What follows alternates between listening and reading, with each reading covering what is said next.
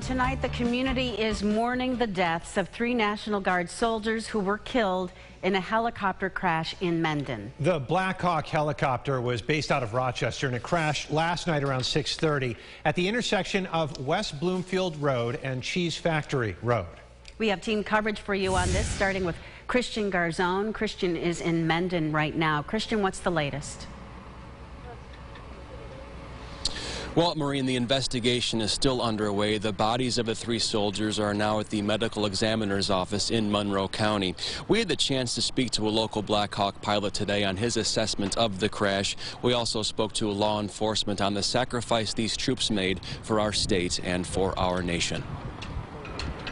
The New York National Guard says the UH-60 Black Hawk medical evacuation helicopter was on a routine training mission when it crashed into that farmer's field along West Bloomfield Road in Mendon.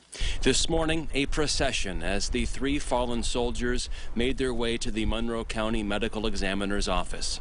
Sheriff Todd Baxter there today and on scene late last night in Mendon. When you wake up this morning, you start to process, these are friends, these are family members, these are fellow servants.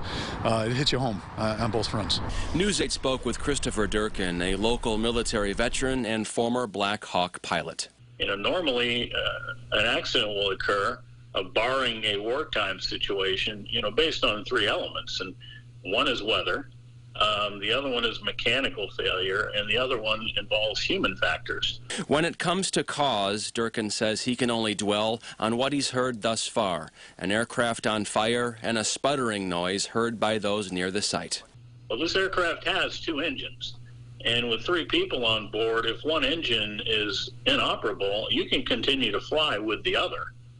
But if you're receiving something like fuel, which goes to both engines, and it's contaminated or there's issues, that could in fact cause sputtering. The investigation, he says, can take weeks when it comes to aircraft malfunction, if there is any. A team of Black Hawk experts from Alabama, he says, likely on their way now to our region. The investigation at the site itself, though, Baxter says expected to last another day or 2. So we want to make sure we gather all the evidence as possible and make the job for the FAA and the National Guard that much more effective. Now, the National Guard did say they will likely be officially releasing the names of the fallen trio tomorrow. In Mendon, Christian Garzone, News 8. Adam Marine, back to you. All right, Christian, what a tragedy.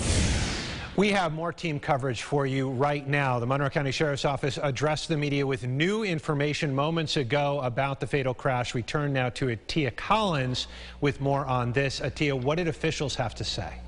Well, Adam, officials walked us through step by step what they did when they got on scene, but they also offered their condolences for the family of those fallen soldiers, calling this a difficult time. Now, the chief deputy for the Monroe County Sheriff's Office says the United States Army has jurisdiction of the investigation, but it will be the Sheriff's Office duty to protect the scene and evidence going forward.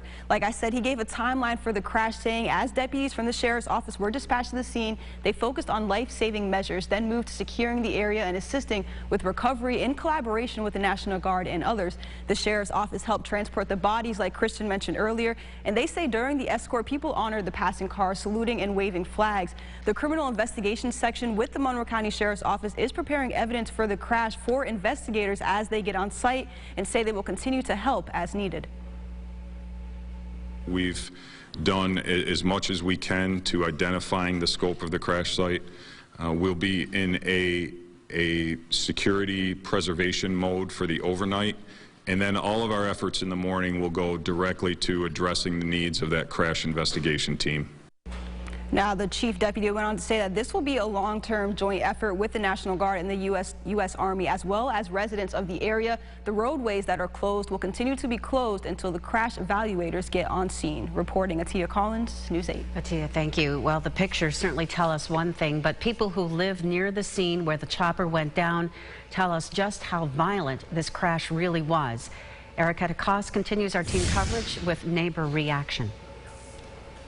Sounded like it was at my right shoulder out the window. Out in the country on West Bloomfield and Cheese Factory Road, neighbors here say it's normal to hear helicopters flying back and forth. But last night, as Tracy Walker describes it, far from normal. We're used to hearing helicopters go over, but this one was sort of at the wrong angle, and the rotor just didn't sound right. And then a big thwomp and shook the house. Walker says she saw flames and immediately called 911. Ruth Downs, who lives further down the road, says she also saw and heard what happened. It was really low. I'm like, oh my God, that is really low. And we looked out and we could see it was like tree level. And the next thing we heard was a bang.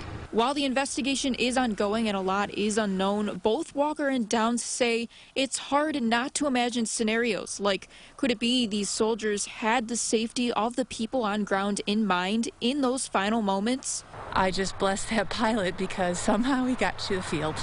When you think about that after the fact, it blows my mind. In Mendon, Erica DeCoste, News 8.